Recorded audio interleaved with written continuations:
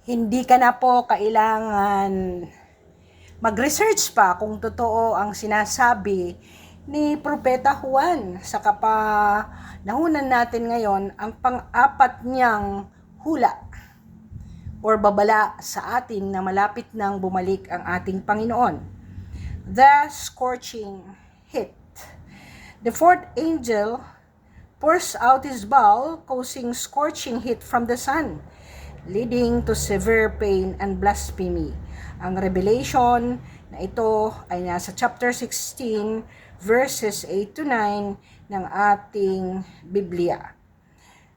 Naranasan niyo na po ba na kahit ikaw ay bagong ligo, ay tagaktak po ang ating pawis?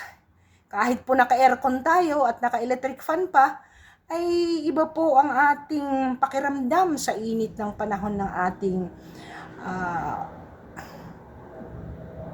earth ngayon, ng ating lupa na minamahal. Mahal kaya natin ba talaga ang kalikasan?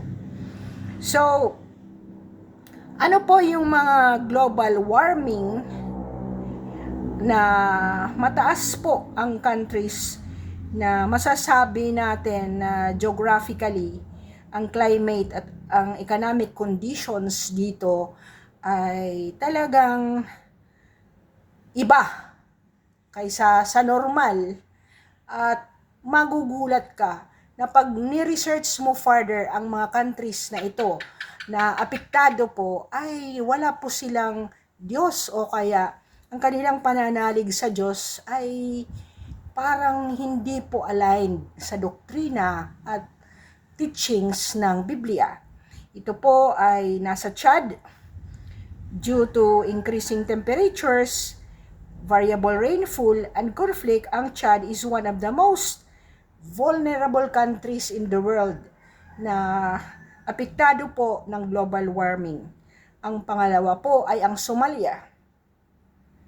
Drought, gutom, political instability ay nag-exacerbate po sa Somalia's vulnerability sa climate change or global warming. Ang Syria, dahil sa away, walang katapusang away, war, drought, earthquakes have made Syria highly susceptible to climate-related shocks. Ang Democratic Republic of Congo, with over 100 armed groups and multiple diseases, the Democratic Republic of Congo, faces significant climate-related challenges. Of course, ang Afghanistan, the rising temperatures, drought, and conflict have made Afghanistan one of the most vulnerable countries. Other countries severely impacted by global warming are as follows. South Sudan, dahil sa flooding and drought, have severely affected the country with over 900,000 people impacted. Central African Republic, dahil sa climate change, conflict, and poverty, have compromised the country's ability to cope with severe climate shocks.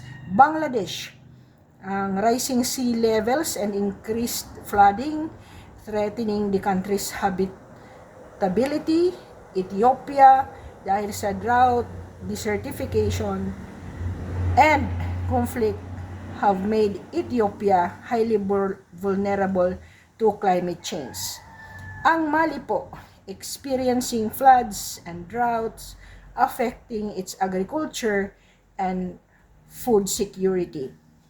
Ang global warming po is a long-term process that has been accelerating over the past century. Paspas po ang pagtunaw ng ice sa northern part of the world, at the exact start date is difficult to pinpoint, pero ito rin ay ang mga nakita ni Propeta Juan na mga nangyayari sa ating sanglibutan. Sa direct losses po ay nasa $4.2 trillion na ang result ng 9,400 extreme weather events during sa period ng 1993 to 2022 at over 765,000 individuals died worldwide due to extreme weather events. Ang climate change po ay nag-a-affect not only sa environment but sa ekonomiya at sa ating kalusugan. Again, salamat po at nakinig ka po sa aking pang-anim na yata itong segments pero pang-apat pa lang na hula ni Propeta Juan sa Biblia.